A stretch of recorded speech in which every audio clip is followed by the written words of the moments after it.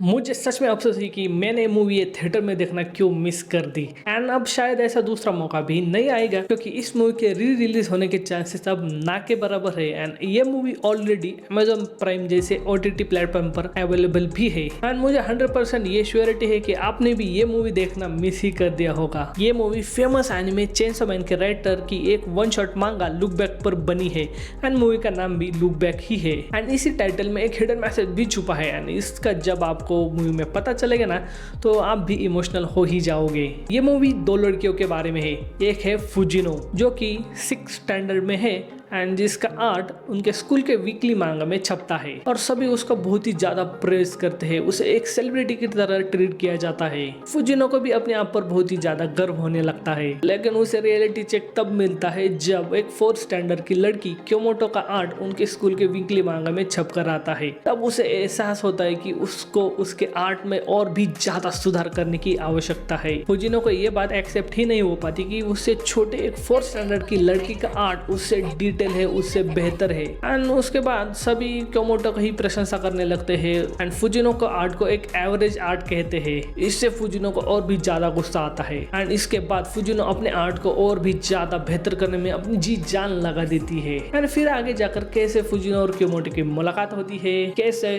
क्योमोटो already Fujino को अपना Sensei मानती है और दोनों आगे जाकर कैसे दोस्त बनती है, ये सब इस मूवी का हिस्सा है। और स्टोरी यही तक नहीं है, स्टोरी में एक खतरनाक सा ट्विस्ट आएगा एंड उसके बाद मूवी के कई सारे इंटरप्रिटेशंस निकाले जा सकते हैं। लाइक ये मूवी दो लड़कियों के दोस्ती के बारे में है। इसे देखा जाए तो फुजिनो एक एक्सट्रोवर्ट लड़की है और क्योमोटो एक इंट्रोवर्ट लड़की है जो कि बाहर भी नहीं निकलना चाहती अपनी घर से। फुजिनो क्योमोटो का बहुत ही ज्यादा ख्याल रखती है, उसकी बहुत ही ज्यादा केयर करती है, पर उससे वो जताना नहीं आता। मूवी में जब फुजिनो और क्योमोटो अलग अलग होने वाली होती है तो फुजिनो क्योमोटो को बहुत ही भला बुरा सुनाती है और मन ही मन में वो उसे ना जाने के लिए ही पुकार रही होती है। एंड ये चीज तुम उस सीन में महसूस करोगे। इट्स लाइक कि तुम्हारे हाथ से कुछ छूट रहा है जिसे तुम समझ रहे थे कि वो तुम्हारे साथ हमेशा के लिए रहेगा। जैसे जैसे तुम जिंदगी में आगे बढ़ते हो तो तुम्हें एहसास होता है कि जो भी व्यक्ति अभी तुम्हारे साथ है वो हमेशा के लिए तुम्हारे साथ नहीं रहेगा। कोई ना कोई किसी ना किसी वक्त तो छूट जाएगा ही, पर तुम्हें चाहे जो भी हो अपने जिंदगी में आगे बढ़ना ही होगा।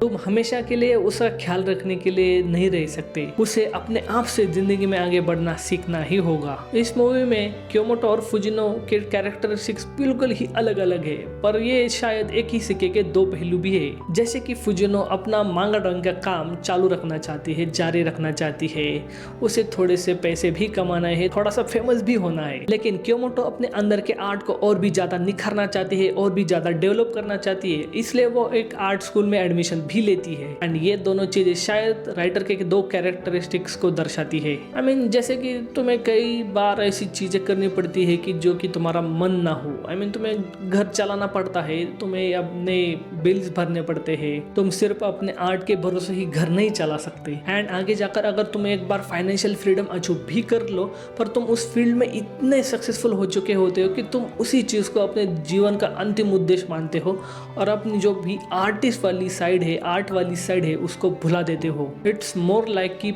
choosing between becoming a person you want to be और becoming a person you have to be. ये चीज हर एक की जिंदगी में किसी ना किसी ना वक्त ऐसा एक समय आता है जब तुम्हें निर्णय लेना ही पड़ता है। अब अगर मूवी की टेक्निकलिटीज की बात करें तो मूवी बहुत ही ब्रिलियंट तरीके से बनाई गई है। इसका एनिमेशन बहुत ही सुंदर है, जो भी शॉट्स है उनके कैमरा एंगल्स और कैमरा मूवमेंट्स बहुत ही सिनेमैटिक फील देते हैं। खासकर जब फुजिनो खेत के बीच में से चलकर जा रही होती है, वो थोड़ी सी दौड़ भी रही होती है एंड उस सीन को ऐसे शूट किया गया, आई मीन ऐसे ड्रॉ किया गया है कि क्या ही बताओ आपको, वो बहुत ही ब्यूटीफुल लगता है एंड उसको और भी ज्यादा ब्यूटीफुल बनाता है उसका background music. It heels you. और एक चीज इस मूवी में जब क्योमोटो और फुजिनो को जब मांगा ड्राइंग्स के जो सीन्स है ना वो बहुत ही क्रिएटिवली दिखाए गए हैं। मुझे ये डायरेक्टर की चॉइस बहुत ही अच्छी लगी, मतलब कि वो बहुत ही यूनिक लगता है। खास करके कलर्स को भी यहाँ पर बहुत ही यूनिकली दिखाया गया है। जहाँ पर मूवी में खुशहाली है वहां पर वाइब्रेंट कलर की चॉइस है एंड जहाँ पर मूवी थोड़ी सी सैडनेस की तरफ झुकती है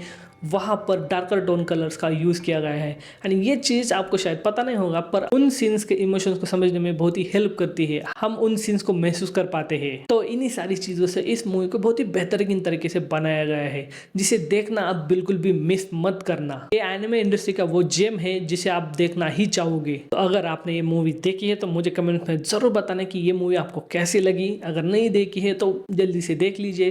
अगर ये वीडियो पसंद आया तो अपने दोस्तों के साथ शेयर कीजिए, इस वीडियो को लाइक कीजिए और ऐसे ही वीडियोस के लिए अपना इस चैनल को सब्सक्राइब भी कीजिए। Thank you, bye bye.